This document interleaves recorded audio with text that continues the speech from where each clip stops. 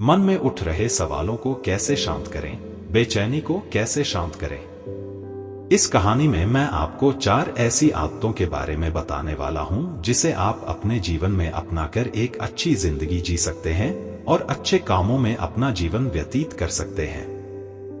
अगर आप इस कहानी को शुरू से लेकर अंत तक पढ़ते हैं तो यहाँ पर बताई गई यह 4 आदतें आपकी पूरी जिंदगी को बदल सकते हैं, जो कि है: दूसरों के मन को पढ़ना छोड़ दो। ये सोचना कि असफल हो गए हो तो लोग हंसेंगे। समय को काटना छोड़ दो। यह सोचना छोड़ दो कि मुझसे बड़े बड़े लोग नहीं कर पाए तो मैं कैसे कर पाऊंगा। अगर आप इन 4 आदतों को अपने जीवन में अपना लेते हैं तो फिर आप अपने जीवन को एक खुशहाल जिंदगी में बदल देंगे और फिर आपका मन कभी भी बेचैन नहीं होगा, ना ही उदास रहेगी और ना ही बेफिजूल के कामों में व्यस्त रहेगा। ये 4 आदतें छोड़ दो, मन हमेशा शांत रहेगा। एक बार किसी राज्य का राजकुमार महात्मा बुद्ध के पास आता है और वह महात्मा बुद्ध से कहता है, आप हमेशा कहते रहते हैं कि ध्यान करो, ध्यान करो, लेकिन मेरे लिए ध्यान करना तो दूर की बात है। मैं कुछ समय के लिए अपनी आंखें बंद करके शांति से भी नहीं बैठ पाता हूं। मेरा मन इतना बेचैन है कि यह हर समय कुछ ना कुछ सोचता रहता है।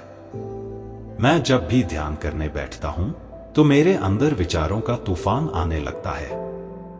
लोगों के बारे में सोचकर, अपने जीवन की बीती घटनाओं के बारे में और अपने भविष्य के बारे में, और ऐसी ही ना जाने कितने सारे अजीबोगरीब विचार लगातार मेरे मन में आते रहते हैं। मैं इन्हें रोकने की बहुत कोशिश करता हूं, लेकिन जब मैं इन्हें रोकने में असफल हो जाता हूं तो मैं ध्यान को तोड़कर बैठ जाता हूं।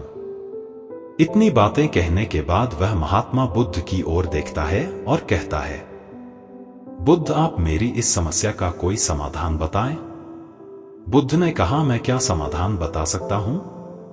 सोचो, तुम्हारा ही मन है, लेकिन यह तुम्हें कुछ देर तक आंख बंद करके बैठने भी नहीं देता है। कितना आजाद कर रखा है तुमने इसे। राजकुमार ने कहा, बुद्ध, मैंने बहुत सोचा लेकिन मुझे अपनी इस समस्या का कोई समाधान समझ नहीं मिला, इसलिए मैं आपकी शरण में आया हूं। अब आप ही कोई रास्ता दिखाए।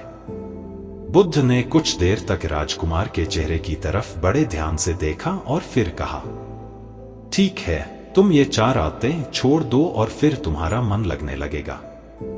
राजकुमार पूरे ध्यान लगाकर बुद्ध की बातें सुनने लगा। बुद्ध ने कहा, पहली आदत, दूसरों के मन को पढ़ना छोड़ दो।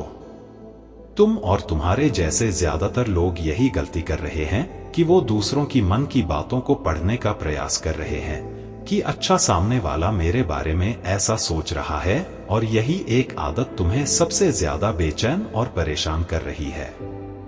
ज्यादातर उत्सवों पर लोग दूसरों के मन की बातों को गलत और नकारात्मक तरीके से ही पढ़ते हैं। जैसे कि लोग अक्सर सोचते हैं कि दूसरे लोग उनकी तरक्की से जलते हैं, उसे नीचा दिखाना चाहते हैं, उसे पसंद नहीं करते, उसकी मदद नहीं करना चाहते, और ऐसी ही ना जाने कितनी सारी नकारात्मक बातें ये लोग दूसरों के प्रति अपने अंदर बैठा लेते हैं। फिर उनके बारे में ही सोचते रहते हैं, उनसे बदला लेने के तरीके सोचते रहते हैं, उन्हें नीचा दिखाने के मौके ढूंढते रहते हैं, और दूसरों के प्रति यही नकारात्मक सोच इन्हें दुखी करती है, और फिर ये लोग बेचैनी महसूस करते हैं।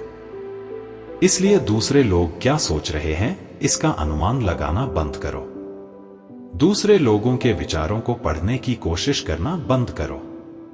अगर पढ़ना ही है तो खुद के विचारों को पढ़ना शुरू करो कि तुम्हारे अंदर क्या चल रहा है। कहीं तुम नकारात्मक सोच, शिकायत या बुराई करने जैसी आदतों के शिकार तो नहीं हो रहे हो। बुद्ध ने कहा, दूसरी आदत ये सोचना कि असफल हो गए हो तो लोग हंसेंगे। हंसने दो।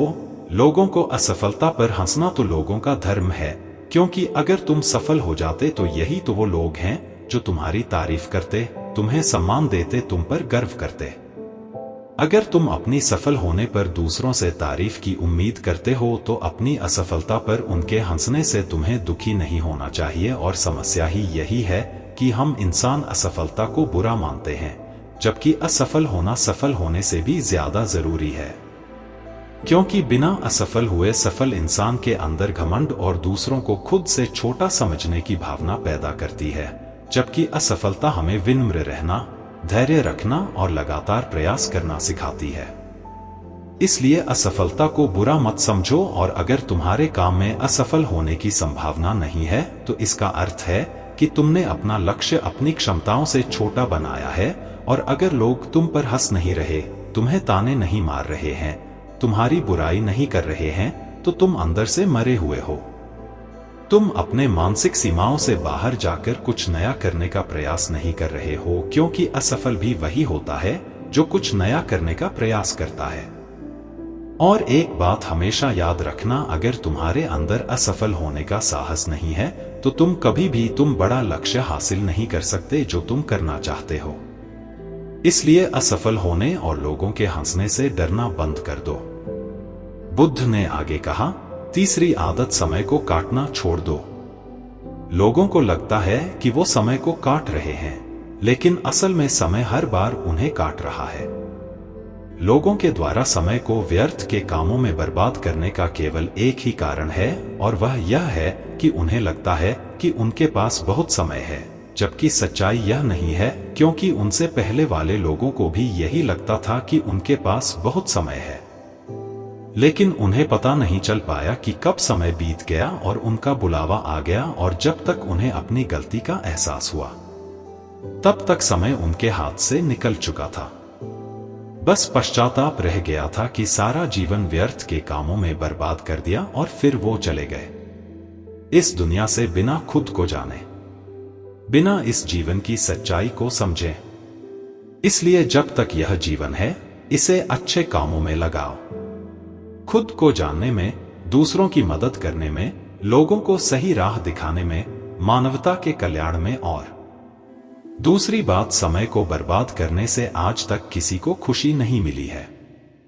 हालांकि समय काटने से तुम्हें क्षणिक खुशी तो महसूस हो सकती है, लेकिन जब तुम्हें होश आता है और तुम देखते हो कि कितना सारा समय बर्बाद किया जा चुका है, तब तुम्हें खुद पर क्रोध आता है और तुम पश्चाताप के भाव से भर जाते हो, और फिर यही पश्चाताप का भाव तुम्हारे अंदर तनाव पैदा करता है और तुम बेचैन हो जाते हो और लगातार अपनी उस गलती के बारे में सोचते रहते हो। फिर तुम्हारा किसी भी काम में मन नहीं लगता और तुम उदास रहने लगते हो, और यह चक्र लगातार चलता रहता है, जिसकी शुरुआत हुई थी समय को काटने से। इसलिए समय को काटना बंद करो और वो करना शुरू करो जो जरूरी है। बुद्ध ने कहा, चौथी आदत यह सोचना छोड़ दो कि मुझसे बड़े बड़े लोग नहीं कर पाए तो मैं कैसे कर पाऊंगा। असल में दूसरों से खुद की किसी भी चीज में तुलना करना ही व्यर्थ है। सबकी परिस्थितियां अलग हैं, सबकी सोच अलग है। और क्या हुआ, अगर दूसरे नहीं कर पाए तो हो सकता है कि तुम ही कर जाओ, क्योंकि अक्सर वही लोग इतिहास रचते हैं जिनसे ज्यादा उम्मीद नहीं होती। और फिर हो सकता है कि जिसे तुम बड़ा समझ रहे थे, जिसके लिए तुम सोच रहे थे कि उसने बहुत मेहनत की है, बहुत प्रयास किया है, उसने कभी उतना प्रयास किया ही ना हो, केवल मेहनत करने का दिखावा किया हो। क्योंकि ज्यादातर लोग कभी उतनी मेहनत करते ही नहीं है जितनी उन्हें अपने लक्ष्य प्राप्ति के लिए करनी चाहिए, और दूसरे लोगों के सामने यह दिखाने का प्रयास करते रहते हैं कि मैंने तो बहुत मेहनत की थी लेकिन मेरी किस्मत ही खराब थी। और यही वो लोग हैं जो दूसरों को बातों ही बातों में कहते रहते हैं कि जब इतनी मेहनत करने के बाद मैं सफल नहीं हो पाया तो तुम कैसे हो पाओगे। लेकिन अंदर ही अंदर यह इस बात को जानते हैं कि उन्होंने कभी उतनी कोशिश नहीं की थी जितनी उन्हें करनी चाहिए थी। ये बस दूसरों की नजरों में अपनी इज्जत बचाने के लिए और इस डर से कि कहीं दूसरा व्यक्ति इनसे आगे ना निकल जाए, यह अपने अधूरे प्रयास से घबराते रहते हैं और दूसरों को डराते रहते हैं कि जब मैं नहीं कर पाया तो तुम कैसे कर पाओगे। इसलिए किसी दूसरे असफल व्यक्ति को देखकर यह सोचना छोड़ दो कि तुम यह सफल हो जाओगे। तुम बस अपना सर्वश्रेष्ठ प्रयास करो और बाकी सब समय पर छोड़ दो। बुद्ध ने आगे कहा, अगर तुमने ये 4 आदतें छोड़ दी तो तुम्हारा मन एकदम शांत हो जाएगा और फिर तुम जहां चाहो वह अपना मन लगा सकते हैं। इतना कहकर बुद्ध मौन हो गई और राजकुमार को भी अब समझ आ चुका था कि उसे क्या करना है। उसने मन ही मन उन चारों आदतों को छोड़ने का निश्चय किया और बुद्धि का धन्यवाद कर वहां से चला गया। कहानी से क्या सीख मिली दोस्तों? इस कहानी से हमें यह शिक्षा मिलती है कि हमें यह नहीं सोचना चाहिए कि लोग मेरे बारे में क्या सोच रहे हैं। अगर मैं कोई काम करता हूं तो लोग उसे कम को लेकर हंसेंगे। इसके अलावा हमें अपना व्यर्थ ही समय बर्बाद नहीं करना चाहिए। इसके अलावा हमें कभी भी यह नहीं सोचना चाहिए कि अगर किसी व्यक्ति से कोई काम नहीं हो पाया है तो मैं उसे नहीं कर पाऊंगा। अगर दोस्तों आप मेहनत से किसी भी काम को करते हैं तो कोई भी काम छोटा या बड़ा नहीं होता और एक ना एक दिन सफलता अवश्य मिलती है।